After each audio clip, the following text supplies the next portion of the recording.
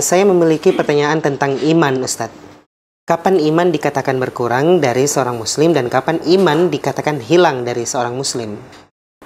Ya, terkait dengan pertanyaan ini, ya, para ulama membuat kaidah al-imanu yazidu wa yanqus. Iman itu bisa bertambah dan bisa berkurang. Jadi dia bukan sesuatu yang satu paket. Kalau ada yang kurang lalu kemudian batal keimanannya, ya, dan seterusnya. Jadi dia bercabang-cabang. Ya, semakin banyak cabang-cabang keimanan ini, maka semakin sempurna keimanannya tersebut. Dan jika cabang-cabang keimanan ini semakin kurang, lalu kemudian ditambah dengan maksiat-maksiat, maka semakin berkurang iman seseorang tersebut.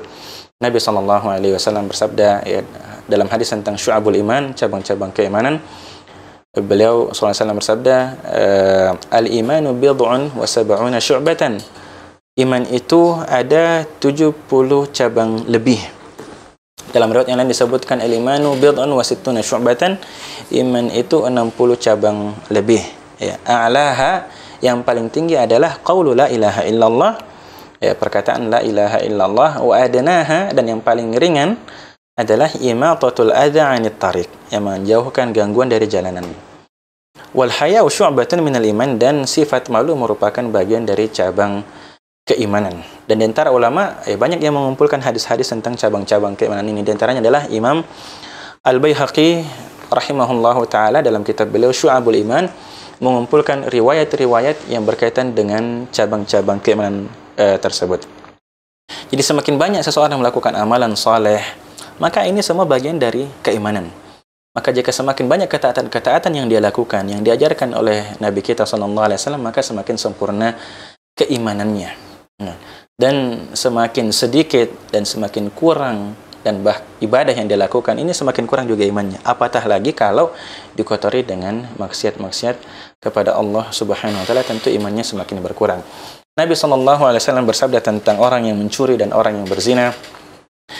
Tentang yang mencuri, Nabi SAW bersabda, la yasriqu sariqu hina yasriqu wa huwa mu'min. Tidaklah orang yang mencuri ketika dia sedang mencuri dalam keadaan beriman. Maksudnya keimanannya sedang berkurang, ya, keimanannya sedang berkurang bukan berarti menafikan keimanannya 100%, tidak, tapi keimanannya berkurang sehingga membuatnya dia mencuri. Keimanannya tentang hari kiamat, keimanannya tentang bahwa Allah Subhanahu wa taala melihat perbuatannya, keimanannya bahwa Allah Subhanahu wa taala akan mengadab perbuatan tersebut, ini sedang rendah sehingga membuatnya dia berani untuk mencuri.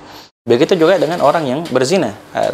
La yazni zani hina yazni wa huwa mu'min. Tidaklah seorang yang berzina itu ketika dia berzina dalam keadaan beriman. Maksudnya adalah dalam keadaan berzina dia sedang sangat tipis keimanannya sehingga membuat dia berani untuk berzina kepada wanita-wanita. Maka ini menunjukkan bahwa orang yang melakukan dosa-dosa keimanannya sedang berada dalam keadaan yang sangat tipis sehingga membuatnya dia berani untuk melakukan kemaksiatan serta kefasikan. Lalu kemudian ditanyakan di situ, dan kapan iman dikatakan hilang ya dari seorang muslim? Ya, ketika dia sudah tidak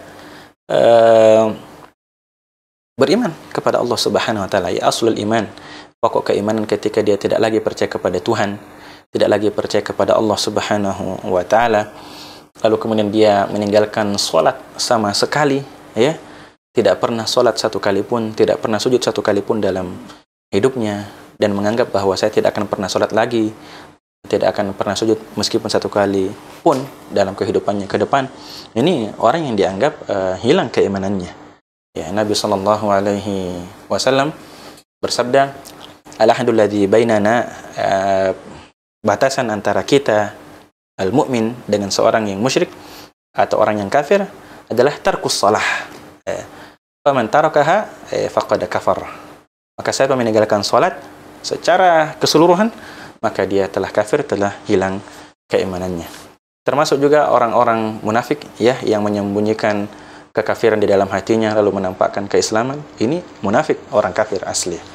Lalu kemudian dia lepaskan syahadatnya, ini orang-orang yang hilang imannya dari dalam hatinya. Na'udzubillahi min dzalik. Kita berlindung kepada Allah Subhanahu wa taala.